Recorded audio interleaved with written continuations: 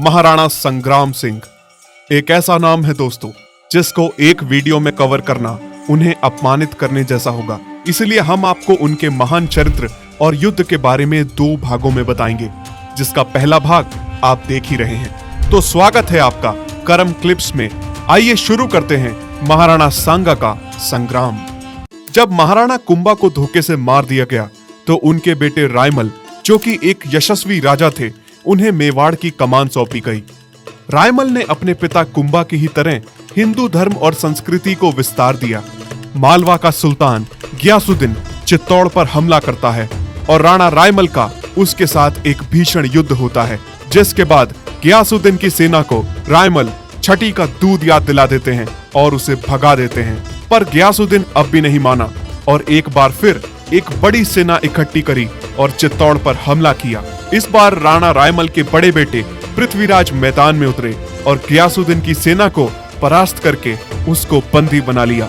गियासुद्दीन को 1 महीने तक चित्तौड़ की जेल में कैद करके रखा गया और उससे भारी मात्रा में शुल्क वसूलने पर ही उसे वापस जाने दिया। रायमल 1508 में मृत्यु को प्राप्त हुए और एक भरा पूरा साम्राज्य अपने बेटे संग्राम सिंह को देकर गए। सांगा का बचपन और चित्तौड़ के सिंहासन पर आसीन होना। जितना सरल आपको एक राजकुमार का बचपन लगता होगा, सांगा का बचपन उतना ही कठिन था।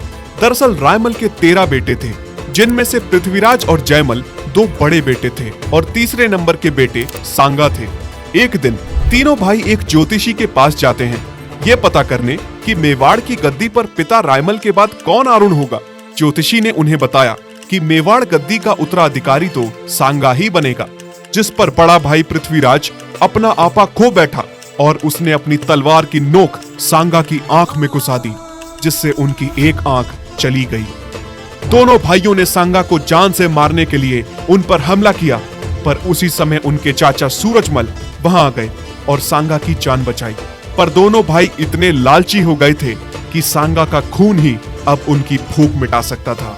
एक बार फिर वो दोनों सांगा को लेकर बीरीबाई नाम की एक चारण ज्योतिषी के पास गए और वहां भी राजगद्दी के बारे में पूछे जाने पर उन्हें उत्तर सांगा ही मिला।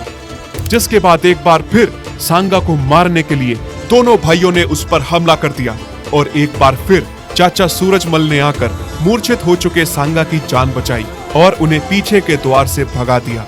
जब राणा रायमल को यह संदेश मिला कि उनके अपने ही बेटों में इतनी बड़ी फूट है, तो उन्हें दोनों भाइयों पर बहुत गुस्सा आया और उन्होंने पृथ्वीराज और जयमल को देश निकाला दे दिया। पृथ्वीराज का अंत हुआ उसके ही अपने साले के हाथों, जिसने उसे जहर देकर मार डाला, और जयमल अपने ही भाई रतन सिंह से एक लड़ाई में मारा गया।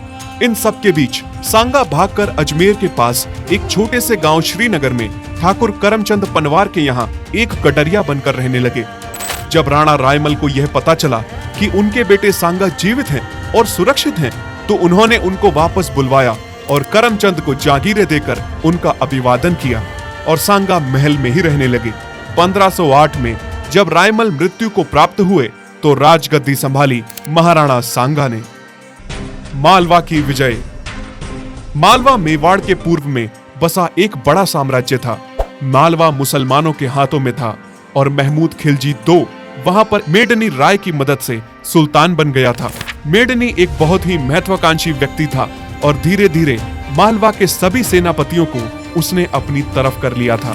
खिलजी II की पकड़ मालवा पर कमजोर होती जा रही थी और एक दिन मेडनी राय महमूद खिलजी II को हटा के मालवा की सत्ता हथिया लेता है। महमूद भागता हुआ गुजरात के एक सुल्तान मुजफ्फर के पास जाता है और उससे मालवा से मेडनी को हटाने के लिए गुजारिश करता है। यहाँ मेडनी चित्तौड़ की तरफ रुख करता है और सांगा को लिखता है कि यदि एक हिंदू ही हिंदू की मदद नहीं करेगा तो कौन करेगा। सांगा भी जानते थे कि यही सही मौका है मुसलमानों के हाथों से मालवा को मुक्त कराने का। सांगा मेडनी की सहायता के लिए मान जाते हैं और 1519 में गगराओं में महमूद खिलजी II की सेना पर हमला कर देते हैं।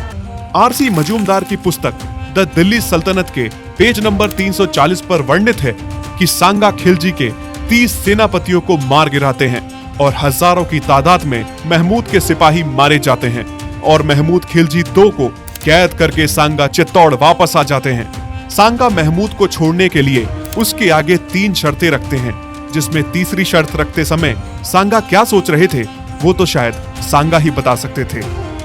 तो शर्तें कुछ इस प्रकार है।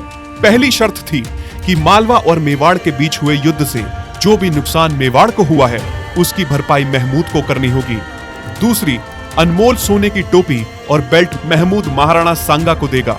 और तीसरी, महमूद खिलजी II को कोई एक बेटा हमेशा राणा सांगा की कोर्ट में रखना होगा, जिससे मेवाड़ और मालवा के रिश्ते अच्छे बने रहें।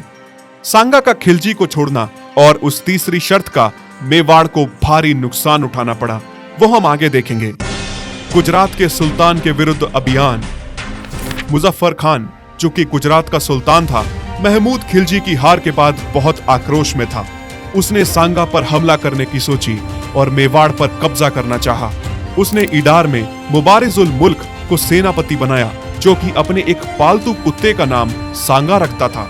जब सांगा को इस बारे में खबर हुई तो वो रह नहीं पाए और 40,000 की सेना के साथ मुबारिज पर चढ़ बैठे और उसे जड़ से उखाड़ फेंका। मुबारिज डर के अहमदनगर के किले की ओर भागा और अपनी सेना के साथ उस किले में खुद को बंद कर लिया। दोस्तों, यहाँ एक राजपूत ने अपने राजपूत होने का प्रमाण दिया।